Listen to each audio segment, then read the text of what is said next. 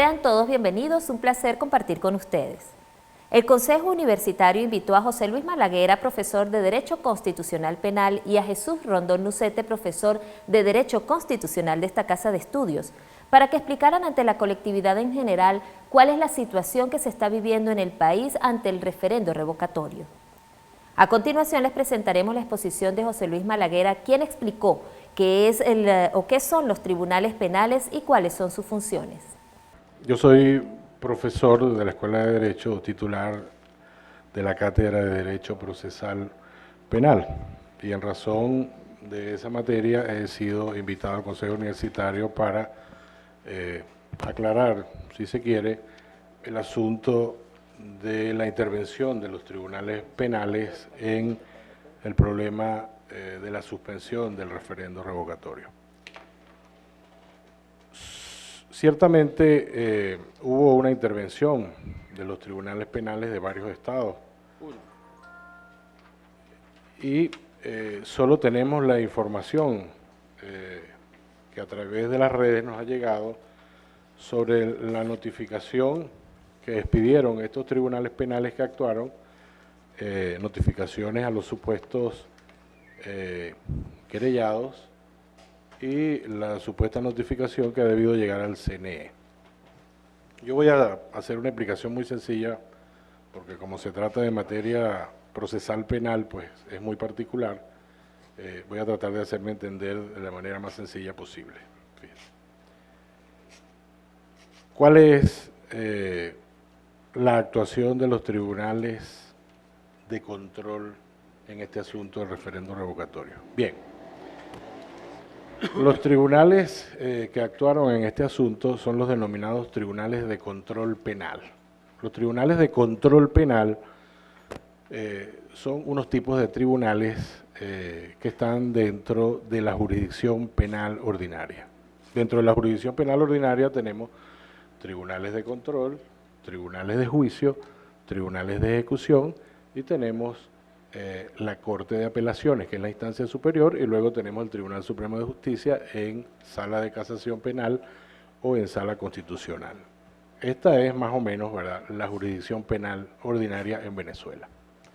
¿Cuál es el papel de los tribunales de control? Tribunales de primera instancia en funciones de control en Venezuela.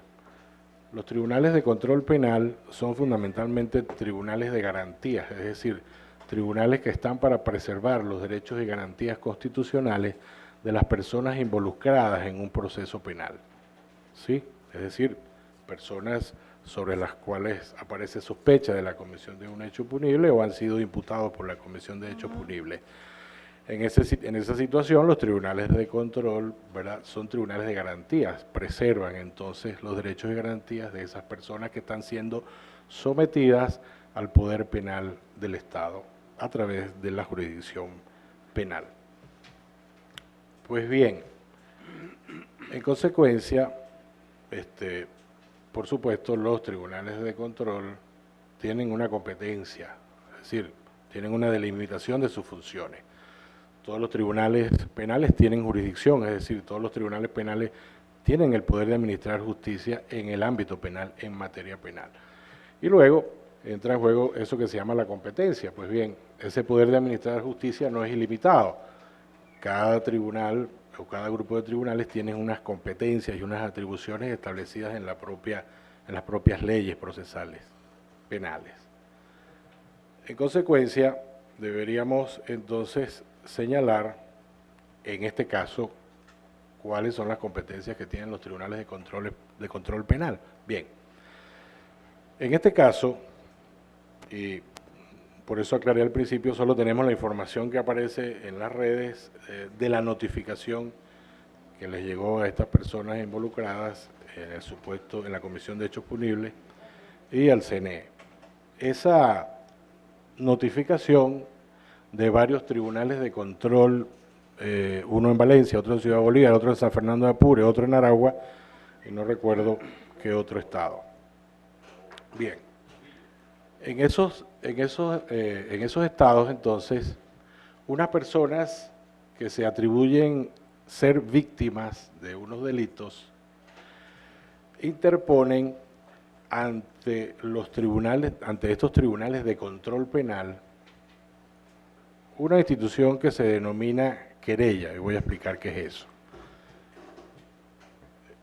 En nuestro Código Procesal Penal existen 3 modos de proceder. Los modos de proceder son las maneras como puede comenzar una investigación penal en contra de una o varias personas. Existen 3 modos de proceder. Un modo que se llama denuncia. Cualquier persona puede denunciar ante el Ministerio Público o ante los órganos de Policía de Investigación Penal la comisión de un hecho punible de acción pública. El otro modo de proceder es lo que se llama de oficio. El órgano de oficio, la Fiscalía o los órganos de investigación penal pueden comenzar una investigación a motu propio, de oficio. Y existe un tercer modo de proceder que se llama querella, que es la que nos interesa en este caso. La querella es un modo de proceder, es una manera que tienen las víctimas de delitos de plantearle a un tribunal de control que es víctima de un hecho punible, y eso se hace a través de un escrito que debe llenar unos requisitos que están en el COP, Código Procesal Penal. Los tribunales de control, ¿qué competencia tienen ante esta situación? Es decir, ante la situación en que una víctima le propone por escrito una querella. Y eso en el ámbito de los delitos de acción pública, porque para el ámbito de los delitos de acción privada otro es el mecanismo. Si se trata de un delito de acción pública y existe una víctima, esa víctima puede entonces plantear una querella al tribunal de control. Y esa querella necesariamente tiene que ser planteada por escrito, reuniendo ciertos requisitos. El primer requisito es que quien interpone la querella sea víctima del hecho punible. Bien. Los tribunales de control reciben la querella porque la víctima interpone la querella por ante los tribunales de control. Bien, ¿cuál es la competencia que les marca a los tribunales de control el Código Procesal Penal? El Código es muy claro en este sentido. Dice que la competencia de los tribunales de control ante una querella es la revisión de la querella para determinar si esta querella reúne los requisitos, y si la querella reúne los requisitos, el tribunal de control, dice el código de manera muy clara, admite la querella, y si no reúne los requisitos, rechaza la querella. Entonces, de acuerdo con las normas atinentes a la querella en el Código Procesal Penal, la competencia del tribunal de control está perfectamente delimitada. Es decir, el tribunal de control lo que puede hacer es declarar admisible la querella si reúne los requisitos.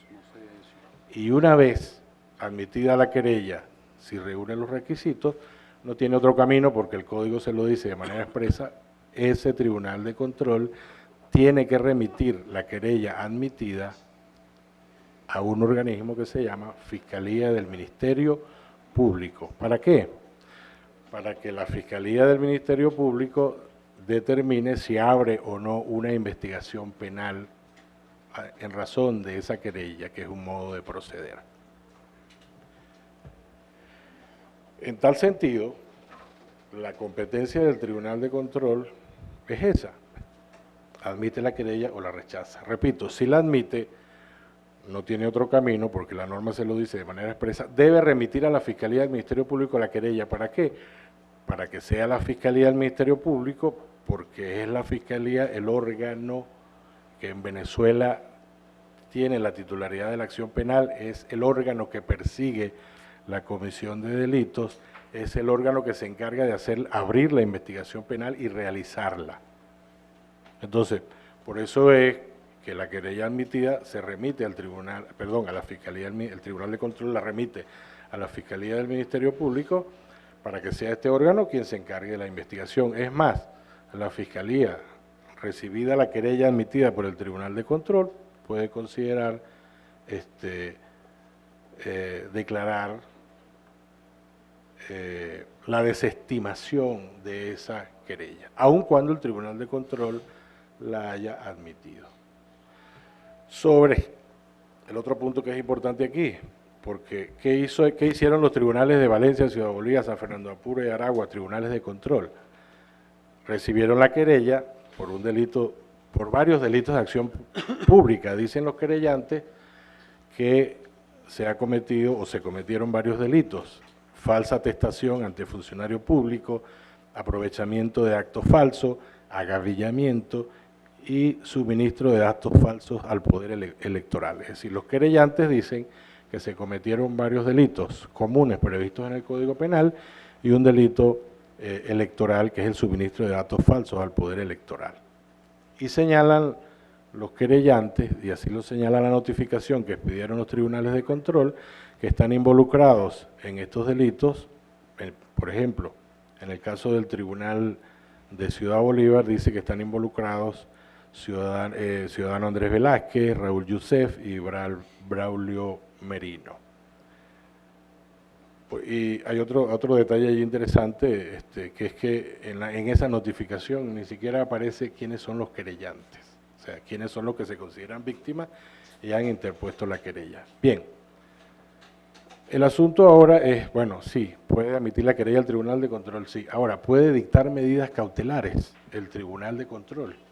Le permite el Código Procesal Penal al Tribunal de Control que recibe la querella admitirla y dictar medidas cautelares que le solicita el querellante o los querellantes. O puede el Tribunal de Control, admitida la querella, de oficio decretar medidas cautelares. Bien, vamos a tratar de responder esas preguntas. Estos tribunales de control admitieron la querella y, mediante una medida cautelar, decretaron que se suspendían los efectos del 1% y por ende cualquier acto subsiguiente y cualquier otro acto de recolección. Consecuencialmente se suspende el proceso de recolección del 20% en el Estado Bolívar. Bien. Tenía competencia el Tribunal de Control, una vez admitida la querella, decretar esta medida cautelar o cualquier otra medida cautelar, porque también aparecen allí en esas notificaciones que el Tribunal de Control decretó prohibición de salida del país a los querellados.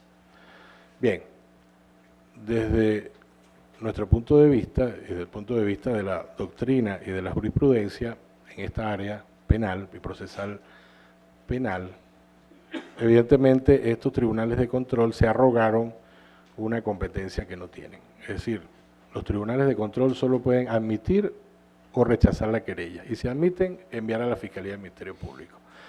No tienen competencia para dictar medidas cautelares, ni porque se los haya solicitado el querellante, ni menos de oficio. ¿Por qué razón? Primero, porque las normas sobre la querella no le permiten dictar medidas cautelares, solo admitir o rechazar la querella. Y en segundo lugar, ¿por qué? Porque quien tiene la competencia en el ámbito de una investigación penal, primero de realizar la investigación penal y luego de considerar si solicita medidas cautelares o no en contra de las supuestas personas que han cometido el hecho punible, es la propia Fiscalía del Ministerio Público, que tendría que solicitarle en el ámbito de la investigación penal a los tribunales de control que le decreten medidas cautelares. Entonces, no estableciendo las normas sobre la querella que el tribunal de control puede dictar medidas cautelares, y en segundo lugar, siendo evidentemente en el contexto de nuestra normativa penal y procesal penal, que quien tiene competencia para solicitar medidas cautelares es la Fiscalía del Ministerio Público, pues es evidente que aquí los tribunales de control se arrogaron una competencia que no tienen. Sí pueden recibir la querella, sí pueden admitir la querella, pero no pueden dictar medidas cautelares. Ahí hubo una extralimitación de funciones, una extralimitación de competencias, se arrogaron una competencia que no tienen. Y en el supuesto negado, de plano, está negado, y en el supuesto negado de que un tribunal de control tuviese competencia para dictar medidas cautelares ante una querella, pues este tipo de medidas cautelares tampoco tienen que ver con la competencia de los tribunales penales. Es más, si el Tribunal de Control admite la querella y envía a la Fiscalía del Ministerio Público, que es lo que le corresponde, tampoco podría el fiscal del Ministerio Público pedirle al Tribunal de Control que le decrete este tipo de medidas que son de otra área distinta al derecho penal y al derecho procesal penal, que son de un área distinta al asunto de la comisión de hechos punibles, aunque sean delitos electorales. ¿Por qué? Porque en el sistema jurídico venezolano existe un ámbito que le corresponde a eso que se llama la jurisdicción electoral, y sobre esto yo no voy a hablar porque yo no soy experto en esa área. Es decir, decretar medidas relativas a un asunto electoral, eso es competencia de la jurisdicción electoral. Y sobre todo en este asunto donde ya un órgano del poder público venezolano como es el CNE ya había depurado el 1%, sí, había considerado, apartando los casos donde se habían denunciado problemas, que ya estaban llenos los requisitos de lo que era el número mínimo del 1%, y ya le había dado paso entonces el CNE de manera expresa y categórica a la recolección del 20%. Es decir, sobre este asunto solo le correspondería pronunciarse, y en razón de cualquier medida cautelar, la jurisdicción electoral. Entonces, en el supuesto negado de que un tribunal de control pudiese dictar medidas cautelares ante una querella, tampoco le correspondía pronunciarse sobre materia electoral. Y hay otro punto importante, y es que el CNE, habiendo ya depurado y habiéndole dado paso al 20% de recolección de firmas, desde mi punto de vista, por eso se lo dejo al profesor Rondón Nucete, que opine, ¿no? Yo creo que el CNE, aun cuando se trate de una decisión de un tribunal, en este caso un tribunal de control penal, yo creo que el CNE, aun cuando el principio es que las sentencias o las decisiones hay que acatarlas, yo creo que aquí el CNE de manera muy fácil ha cedido todo lo que tiene que ver con su competencia y sobre todo su poder sobre la materia electoral. Creo que con esto es suficiente entender pues qué es lo que ha pasado, ¿no? Finalmente, yo considero, ciertamente en razón de lo que nos dice las normas procesales penales sobre competencia, lo que nos ha dicho la doctrina, la dogmática procesal penal y la jurisprudencia, que los tribunales de control se arrogaron una competencia que no tienen.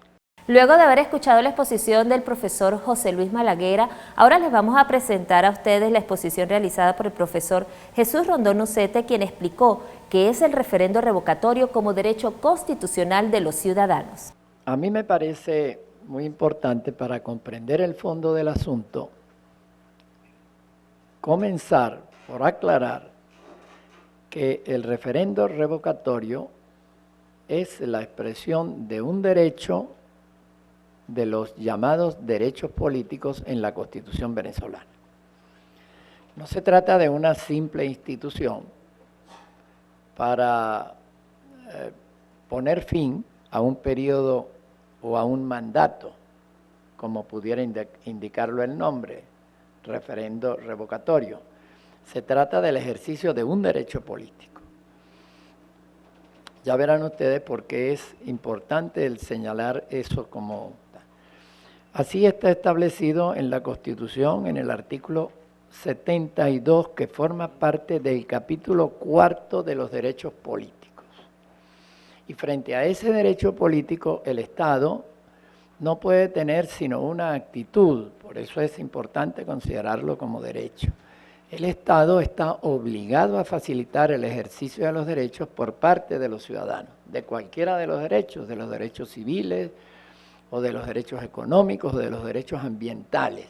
Al Estado no le corresponde limitar, sino ampliar, facilitar el ejercicio de los derechos.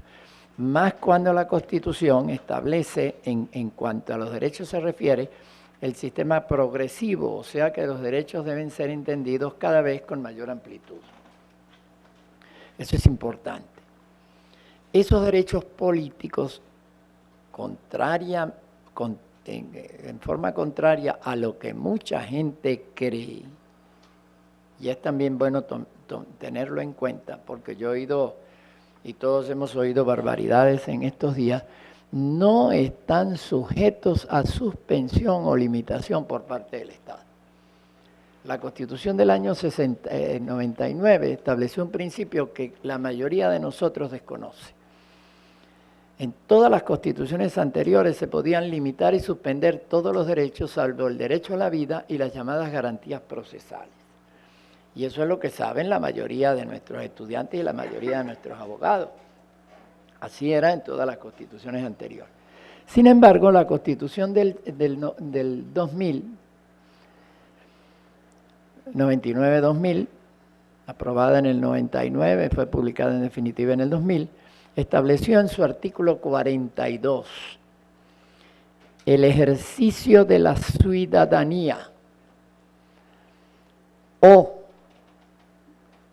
de alguno de los derechos políticos, porque la ciudadanía es eso, el ejercicio de los derechos políticos, solo puede ser suspendido por sentencia judicial firme en los casos que determine la ley. O sea, que el ejercicio de los derechos políticos no puede ser suspendido. El Estado no puede suspender, no puede eliminar y tampoco suspender el sufragio activo, el sufragio pasivo, el derecho al asilo, etcétera. No se puede suspender, ni siquiera mediante un decreto de suspensión o restricción de garantías o de emergencia. No se puede suspender. La única manera de suspenderlo es mediante sentencia judicial firme. Bueno, cuando un juez de la República decreta que queda suspendido la recolección de las firmas para solicitar el referendo revocatorio, no está haciendo otra cosa que mediante una medida cautelar que él autodenomina como tal, ¿verdad? No está haciendo otra cosa que suspender el ejercicio de un derecho político. La Constitución en el artículo 42 no establece excepciones y en consecuencia un derecho político no puede ser suspendido a no ser mediante sentencia firme. No hay ninguna excepción en la materia. De paso, ese derecho tampoco puede ser suspendido porque tiene que ver con la continuidad en el ejercicio del poder público de un funcionario.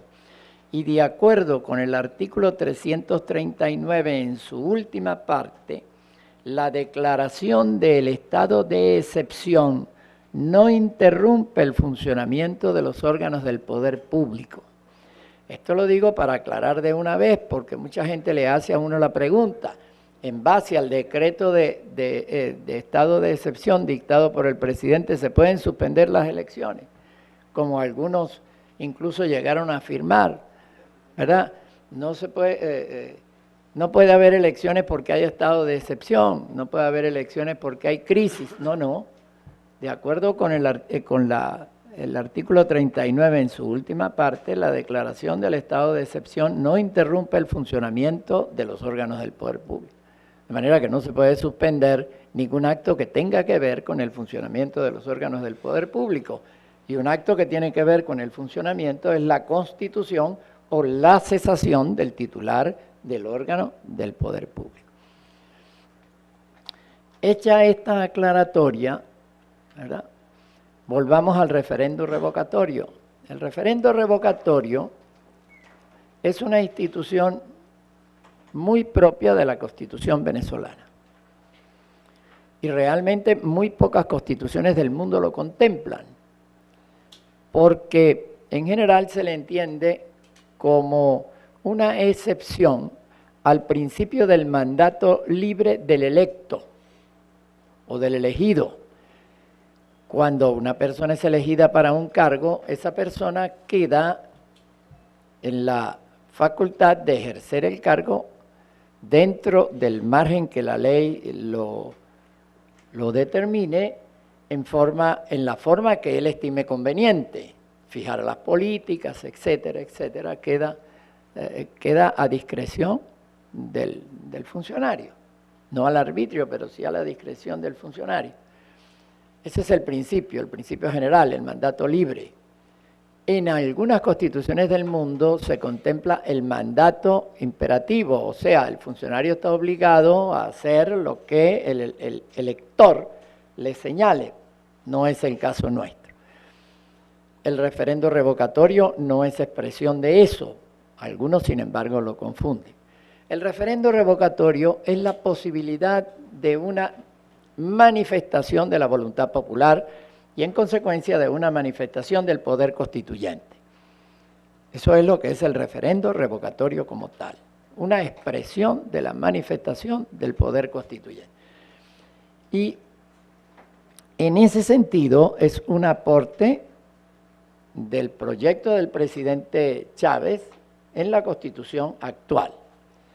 Había dos ideas en el proyecto de Chávez que eran muy caros al presidente, ustedes lo deben recordar. En primer lugar, la idea del poder constituyente. Según Chávez, y según la doctrina moderna, el poder constituyente es un poder soberano, supremo, y que, muy importante, se puede manifestar en cualquier momento. La doctrina moderna incluso señala que el poder constituyente se puede manifestar aún contra lo que establece la Constitución vigente. Eso es muy importante de señalar. Y eso permite la reforma de cualquier Constitución. Y eso permitió el que se dictara el decreto o el darle validez al decreto del presidente Chávez convocando al Poder Constituyente, a la Asamblea Constituyente. Cuando el presidente dictó el decreto, les quiero recordar, muchos de ustedes lo recordarán todavía, se planteó la discusión de si, no estando previsto en la Constitución la convocatoria a una Asamblea Constituyente, era o no posible, que se convocara directamente, o si, por el contrario, era necesario primero reformar la Constitución, introducir la institución de la Asamblea Constituyente y luego sí llamar a la Asamblea, al electorado, para que eligiera una Asamblea Constituyente. En ese entonces hubo opiniones diversas. Yo sostuve, como muchos otros, no hubo unanimidad de criterio en esa materia, que el presidente podía dictar, de acuerdo con la jurisprudencia moderna o contemporánea, podía dictar el decreto llamando a la Asamblea Constituyente. Ya así lo había establecido en jurisprudencia notable el Consejo Constitucional francés, que incluso había señalado que el Poder Constituyente podía expresarse aún contra lo dispuesto en la Constitución, y el Consejo de Estado de Colombia, para permitir la convocatoria de la Asamblea Constituyente de 1991 en ese país. Entonces se presentó la discusión de si se podía o no convocar al Poder Constituyente. Y la Corte Suprema de Justicia de Venezuela, en una sentencia memorable, que fue muy criticada por algunos sectores contrarios al presidente Chávez, que todavía sigue siendo objeto de discusión la sentencia. A los que no son amigos del presidente Chávez o a quienes no fueran amigos le atribuyen a la doctora Cecilia Sosa, recuérdenlo ustedes, el haber permitido la convocatoria, cuando ella lo que hizo fue realmente aplicar una jurisprudencia que era válida, ya reconocida como válida en el derecho constitucional. Bueno, aclaro esto, porque el referendo revocatorio deriva directamente del pensamiento del presidente Chávez y de su concepción del poder constituyente. El poder constituyente siempre se puede manifestar. Y les voy a decir una cosa, a mi entender, el referendo revocatorio puede realizarse aún no estando previsto en la Constitución, porque es expresión del poder constituyente. Y efectivamente así ha ocurrido en otros países del mundo en donde no está previsto y sin embargo por circunstancias especiales han convenido en llamar a elecciones anticipadas. Las elecciones anticipadas no son otra cosa que la convocatoria al Poder Constituyente y del Poder Constituyente siempre puede manifestarse. De manera que aun cuando no estuviera previsto, están previstos, pero aun cuando no estuviera previsto, en la propia doctrina del presidente Chávez, el referéndum revocatorio pudiera realizarse. Pero hay una segunda idea que es sumamente importante y que el presidente Chávez la tomó de un profesor de Ciencias Políticas de la Universidad de México, Enrique Dussel. Él tiene una tesis denominada Arquitectónica para la Liberación, una obra. Y en esa obra, citada muchas veces por el presidente Chávez, él sostiene que el gobierno siempre debe obedecer al pueblo. El gobierno no solamente debe ser la expresión de la voluntad del pueblo, que lo elige, sino que siempre en su ejercicio debe obedecer al pueblo. Y eso es lo que Enrique Dussel y el presidente Chávez llamaban régimen obedencial, sistema obedencial. El sistema obedencial no es otra cosa que, en pocas palabras, que un sistema en el cual el pueblo obedece siempre al gobierno. Entonces, cuando haya duda de si el pueblo obedece o no, si el presidente o el gobierno obedece o no al pueblo, se ocurre al sistema electoral para que el pueblo manifieste si el funcionario actúa conforme a la voluntad del pueblo. De manera que el referendo revocatorio tiene un origen, si se quiere, en una determinada concepción de la voluntad popular. Los tribunales penales no tienen la competencia de suspender los tribunales penales de instancia, llamémoslo así, para no solo el de control, sino los otros, pero en este caso actuaron los de control. Los tribunales penales de instancia, llamamos tribunales penales de instancia aquellos que actúan en un primer momento antes de que se dicte una sentencia firme y que luego es apelada. Los tribunales ya superiores o los tribunales de alzada se ocupan de revisar la sentencia. ¿Puede un tribunal penal de instancia suspender el referendo revocatorio? No, ni siquiera cuando intervenga el Ministerio Público. ¿Por qué? Porque la materia electoral está confiada a una jurisdicción especial, que es la jurisdicción contencioso-administrativa electoral, creada expresamente por esta Constitución. De manera que en esa materia no pueden actuar los tribunales penales. Pero en este caso hay una circunstancia muy especial, que los tribunales penales que actuaron fueron tribunales de instancia. Y resulta que el referendo, la recolección de firmas es un acto convocado por el órgano supremo de uno de los poderes del Estado. La recolección de firmas no ha sido convocado por quienes solicitamos la recolección de firmas, ¿no? Ha sido convocada la recolección de firmas por un acto del CNE, y el CNE es el órgano supremo de uno de los poderes del Estado. Y no puede un tribunal de una entidad federal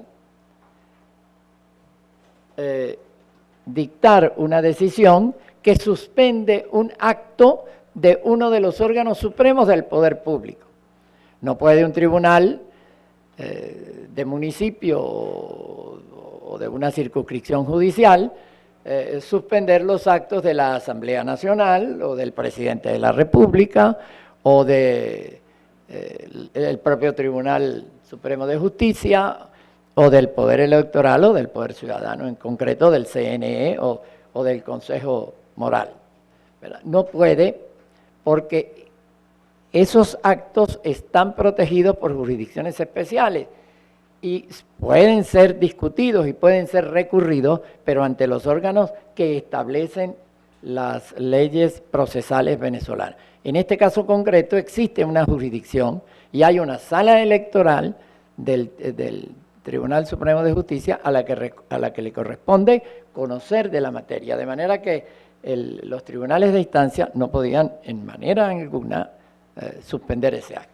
Ahora, ¿pudiera otro tribunal? No, porque se trata de la convocatoria, por eso comencé definiendo el referéndum revocatorio al poder constituyente, y ningún poder del Estado, no ningún órgano del Estado, ningún poder del Estado puede oponerse a la convocatoria del poder constituyente. No lo hizo la antigua Corte Suprema de Justicia, que ha podido alegar que no estaba previsto en la Constitución, sino que recogió la doctrina moderna sobre el asunto. Digo la doctrina moderna. Es posible que en los libros anteriores a 1962, que es la fecha de la primera decisión en esa materia, aparezca eso, pero la doctrina constitucional moderna establece muy claramente que ningún órgano del poder del Estado puede oponerse a la convocatoria del poder constituyente. Sería impedir el avance de la propia sociedad, ¿verdad? Sería impedir los cambios políticos, sería establecer como norma lo que Jefferson llamaba, ¿verdad?, el gobierno de los difuntos. Si eso fuera posible, si fuera posible el alegar la Constitución vigente para impedir una nueva Constitución o una manifestación del poder constituyente, sería tanto como establecer que la voluntad de los muertos priva sobre la voluntad de la república que existe hoy en día. Y eso ciertamente ha sido rechazado ya, eso sí, ya desde hace por lo menos 200 años. De manera que el referéndum revocatorio, la convocatoria al referéndum revocatorio no puede ser impedida. Eso sí tiene que realizarse, por supuesto, conforme a la ley. Hay una última cosa que quiero manifestar sobre esto. Por supuesto, hay muchas cosas que decir, pero en atención a la síntesis y a la brevedad. Aquí hay algo, muchos interpretan la Constitución como cualquier ley, ya estamos acostumbrados a eso, como muchos quieren diagnosticar los males, ¿verdad? O como muchos quieren poner remedios a la economía sin que sepamos de eso. Bueno, muchos interpretan la Constitución sin tomar en cuenta las reglas de la hermenéutica jurídica. En la Constitución se establece en forma muy clara una distinción entre el referendo revocatorio del presidente de la República y el referendo del presidente de la República, de los gobernadores y de los alcaldes, y el referéndum revocatorio de los mandatos para los cuerpos colegiales. Para el caso de los funcionarios individuales, la Constitución señala las circunstancias en que procede y señala el procedimiento a seguir. Mientras que para el caso de los cuerpos legislativos, la Constitución remite a la ley. ¿Eso qué significa? Eso significa que la convocatoria, las circunstancias del revocatorio de los órganos individuales, uninominales de elección popular, no puede ser regulada por ley. Mientras que el ejercicio pues, del referéndum revocatorio de los cuerpos colegiados se regula por ley. Explico. Hay normas de la Constitución que necesitan ser desarrolladas. Hay otras que para su cumplimiento tienen que ser desarrolladas. Son dos cosas distintas. Y hay otras que no pueden ser reguladas. Cuando la Constitución no manda a la regulación por la ley, esa norma no puede ser regulada. y ese derecho no puede, sobre todo en materia jurídica, no puede ser regulado. Por ejemplo, cuando consagra el derecho a la vida, dice el derecho a la vida es inviolable. No dice se ejercerá conforme a la ley.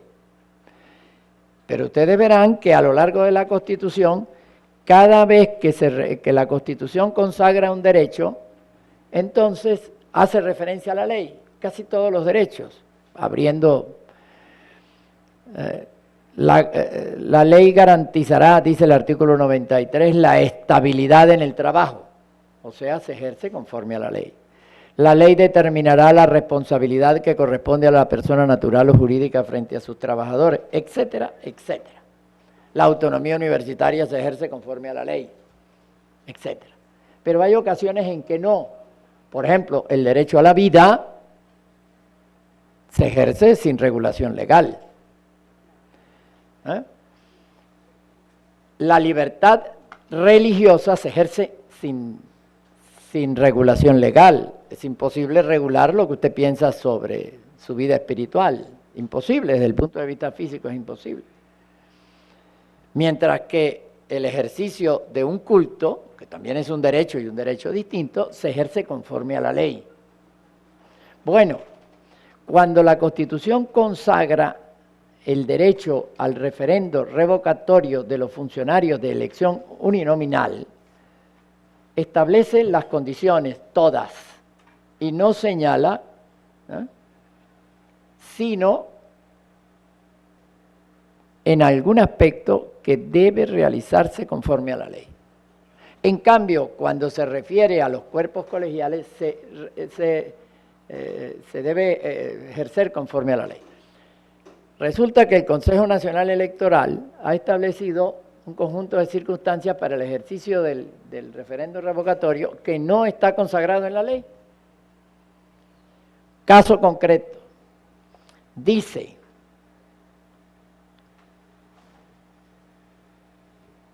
todos los cargos y magistraturas de elección popular son revocables, todos. Transcurrida la mitad del periodo para el cual fue elegido el funcionario, un número no menor del 20% de los electores o electoras inscritos en la correspondiente circunscripción podrá solicitar la convocatoria de un referéndum para revocar su mandato. ¿Verdad? El CNE pretende que deba recogerse el 1%, el 20% de firmas en cada una de las circunscripciones. Mientras que la Constitución establece que es en la circunscripción correspondiente. ¿Cuál es la circunscripción correspondiente? Para el presidente, la República; para el gobernador, el Estado; para el alcalde, el municipio. En buen castellano. Y la ley establece que las leyes, las normas deben interpretarse, ¿verdad?, con el sentido que tienen en la lengua, en la lengua oficial, y la lengua oficial pues es el castellano. La palabra correspondiente significa algo concreto y tal. Entonces, esa disposición, por ejemplo, del CNE, va más allá del mandato que tiene de organizar la elección. El CNE no puede disponer otra cosa que lo elemental para organizar, lo fundamental para organizar el proceso, pero no crear normas nuevas en la materia. En cambio, sí lo podría hacer por ley en el caso de los cuerpos colegiales, porque manda a que se realice conforme a la ley. Dice: la revocación del mandato para los cuerpos colegiales se realizará de acuerdo con lo que establezca la ley. Creo que eso es muy conveniente entenderlo. Y aunque me he extendido, permítanme un agregado. Todos creen y todos creemos que las decisiones de los tribunales son definitivas. No es así.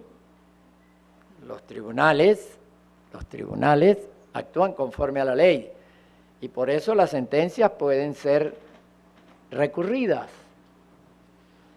Pero todos tenemos la idea que las decisiones del Tribunal Supremo de Justicia son inapelables Incluso hay un viejo dicho según el cual, después, ante las decisiones del Tribunal Supremo de Justicia, solo cabe el recurso ante la Corte Celestial.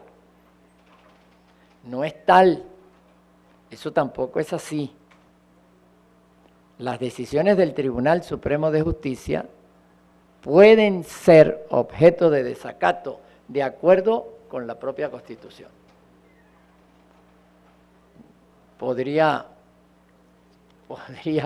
Podríamos tratar ese asunto en otro momento, pero quiero decirles que pueden ser objeto de desacato. Y la Constitución lo prevé.